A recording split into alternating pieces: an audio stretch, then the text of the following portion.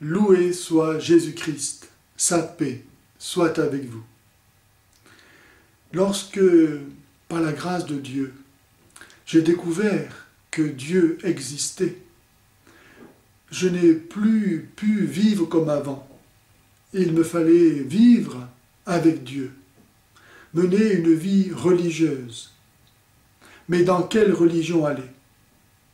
Alors j'ai comparé les religions, et rapidement j'ai vu que ni Bouddha, ni Mohamed n'avaient donné leur vie pour moi, et que Jésus-Christ, lui, avait donné sa vie pour moi. Et comme il n'y a pas de plus grand amour que de donner sa vie pour ceux que l'on aime, j'ai su que Jésus-Christ m'aimait, et du plus grand amour qui soit. Alors j'ai choisi d'être chrétien, parce que moi, je vais là où je suis aimé. Le bonheur, c'est d'être aimé et de pouvoir aimer. Et lorsque je suis devenu chrétien, je me suis aperçu qu'il y avait beaucoup de chrétiens qui, tout en se réclamant de Jésus-Christ, s'opposaient les uns aux autres.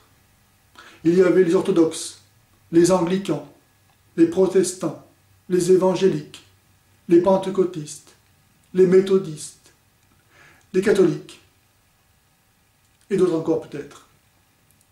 Où aller? Dans quelle église aller?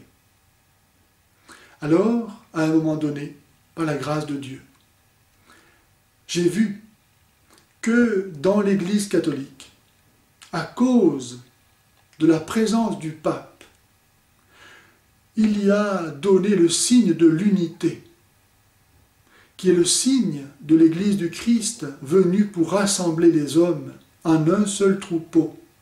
Jean 10, 10. Il y aura un seul troupeau et un seul pasteur. Et ce rassemblement se fait non pas seulement dans la même époque, mais aussi à travers toute l'histoire. Car à quelque époque que nous appartenons à la même Église, si nous appartenons au Christ. Et de fait, en remontant depuis Benoît XVI, nous avons toute la liste des papes. Benoît XVI, Jean-Paul II, Jean-Paul Ier, Paul VI, Jean XXIII, Pie XII, etc., jusqu'à Saint-Pierre, à qui Jésus dit en Matthieu 16, 18, « Tu es Pierre, et sur cette pierre, je bâtirai au futur, je bâtirai mon Église. »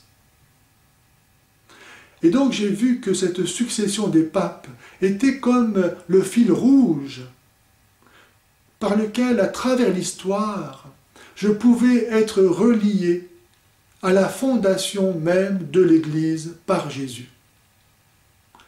L'Église catholique romaine est donc la seule Église à pouvoir apporter la preuve de son origine divine, qu'elle a été bâtie par Jésus lui-même, et qu'aujourd'hui encore c'est lui qui l'a bâtie selon sa promesse.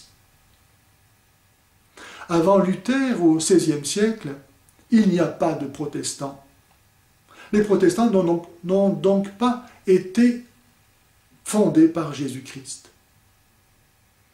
Jésus-Christ n'a fait qu'une Église, afin de rassembler tous les hommes dans l'unité de la même foi. Et il a promis que la foi de Pierre, les portes de l'enfer ne pourraient pas prévaloir sur elle. Celui qui cherche, quelle est l'Église de Dieu?